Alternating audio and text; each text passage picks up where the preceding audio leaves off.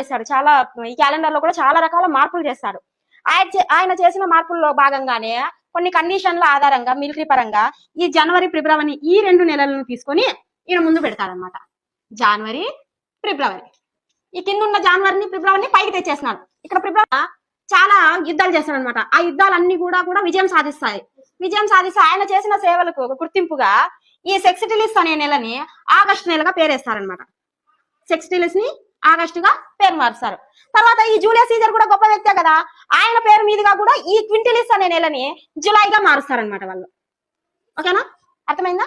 Julius ఆగస్టిస్ ప్రజలు ఇద్దరు కూడా ధర్నాలు చేస్తే మీ రాజుకు మాత్రమే 31 రోజులు, మా రాజు కూడా 31 రోజులు ఉండాలని చెప్పేసి ఈ ఆగస్టు నెలని 31 రోజులుగా మార్చేసినారు.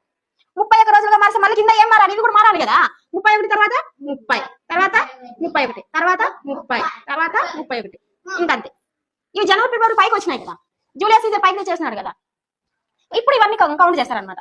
ఇవన్నీ కౌంట్ చేస్తే మళ్ళీ 366 డేసే వస్తాయి అని చెప్పి ఆల్రెడీ ఇక్కడ జూలియస్ సీజర్ అనే వ్యక్తి మొదట అన్ని 31, 30 వేసినప్పుడే 366 వస్తే ఎవరి దగ్గర తగ్గియాలో తెలియక పాపం ఆయన దగ్గర తగ్గించినారు. ఆయన తగ్గించినది కాదని మళ్ళీ ఆయన పైకి తెచ్చినాడు. పైకి తెచ్చినారని ఆయన సంతోషించలేక మళ్ళీ ఆయనలో నుంచి ఈ ఆగస్టిస్ యొక్క రాజు యొక్క ప్రజలు మళ్ళీ ఒకటి తగ్గించేసినారు. ఎన్ని అయినాయి? 28 అయినాయి. అలా మనకు ఫిబ్రవరిలో 28 రోజులు, మిగిలిన నెలకు 31, 30, 31, 30 నెలలు వచ్చినాయి.